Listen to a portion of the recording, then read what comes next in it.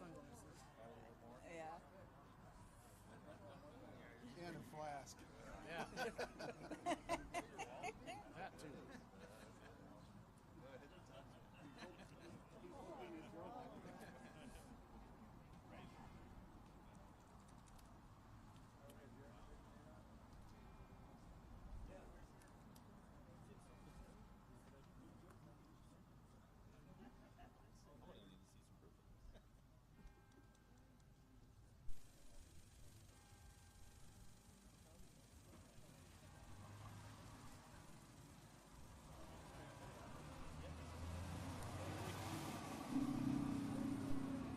Good afternoon. Thank you very much for being here today.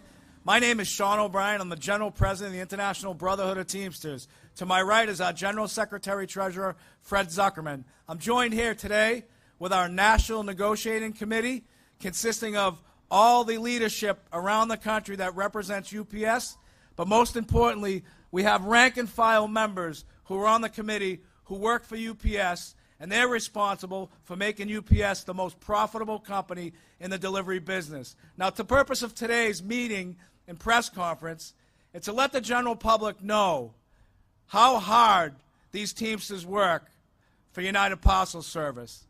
Our Teamsters are the best in the business. We represent 340,000 members. Majority of them are part-timers that go to work every single day, move boxes, load those trucks, so truck drivers and feeder drivers can provide goods and services to this country. We want to let the general public know that we are at a crossroads right now with UPS.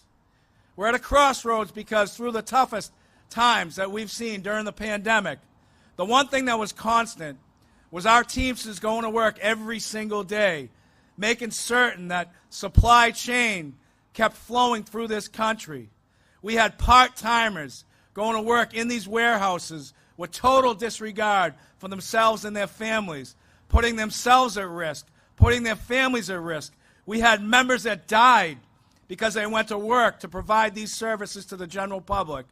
And we want to make certain that UPS rewards not only the part-timers, but also the full-timers and everybody that works as a Teamster at United Parcel Service. As a result of the pandemic, their profits doubled. They weighed $100 billion last year. $100 billion. And now it's time for UPS to reward the people that have made them the success they are. That is our 340 rank and file members. Now, we are in contract negotiations. Our contract is set to expire on July 31st. And our administration has made it clear we will not be working beyond the expiration date without the contract that our members have demanded, but more importantly, the contract that our members deserve. Now, I want to give an update. Historically, the Teamsters Union would go into negotiations 1 year prior to the expiration date, and that's happened over the last 4 cycles. That didn't work well for our members. So we decided a different strategy. We put a deadline on these negotiations. We started negotiations supplementally, where there's 44 supplements on top of the national agreement. And we told UPS that we would not go to the national table unless all 44 supplements were completed. We were able to complete 42 of those supplements. We held up negotiations nationally for another week and a half, and then we got permission from the other 2 supplements who were confident they were going to get it done, and they got it done, to go to the table and demand what our members want. We've been in bargaining since May nationally. We've made progress on 54 changes within this contract. And I want to remind the general public, I want to remind the politicians, and I want to remind the media, this is the largest collective bargaining agreement in any private sector union.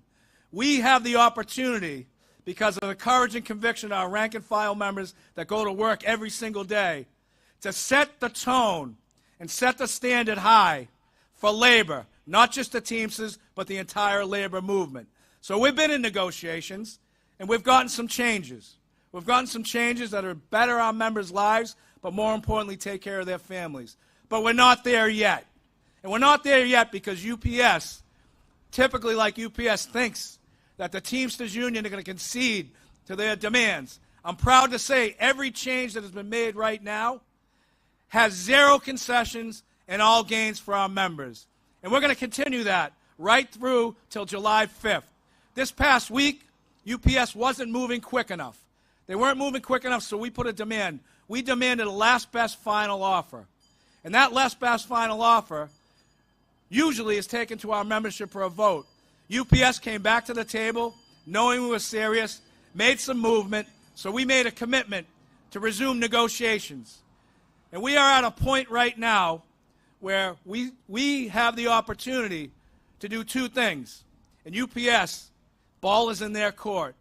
We have to come to an agreement by July 5th in order to get that thing ratified by the expiration date.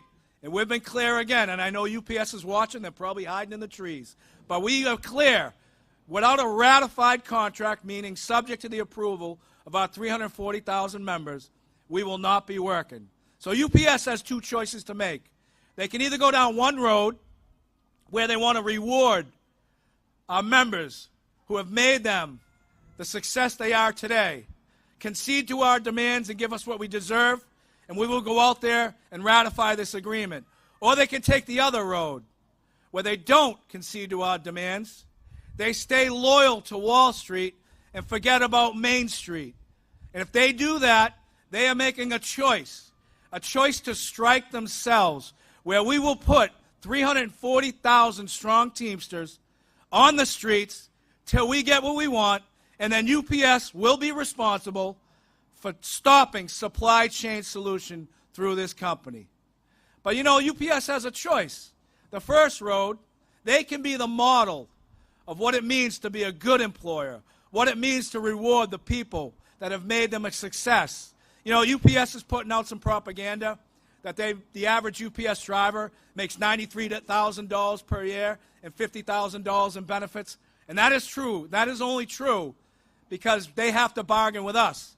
But they don't tell you the other story where the majority of their employees are part-timers, single mothers, single parents, working 4 in the morning till 8 in the morning in awful conditions, for awful wages. We have part-timers throughout this country that are on food stamps, that are on subsidized housing. Some are homeless. This day and age, when we have companies as profitable, they need to reward their people, and we are not going to stop till we get the contract that we deserve for our 340,000 members. And we're going to use this contract to help change the lives of people that are in this industry, non-union, just like Amazon workers right now. Go to work, unprotected, no benefits, no wage increases, no path to a full-time career. We're going to take this contract and say, this is what you're going to get when you join the Teamsters Union. So I'm very proud of the work we've done, but we're not done yet. And UPS has less than 84 hours to get this deal done, or less than 84 hours to feel the wrath of the biggest, most powerful organization, and that is the International Brotherhood of Teamsters. I'll open it up for questions.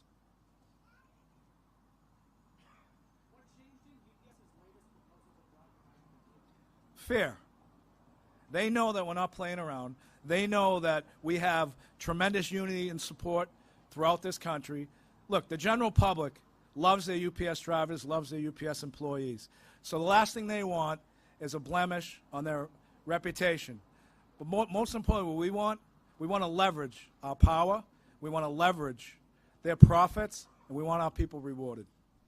So UPS decided, instead of giving us the last and final, to come to the table, move on their proposal, and they made some movement, but it's not enough. It is not enough. We will determine when it's enough.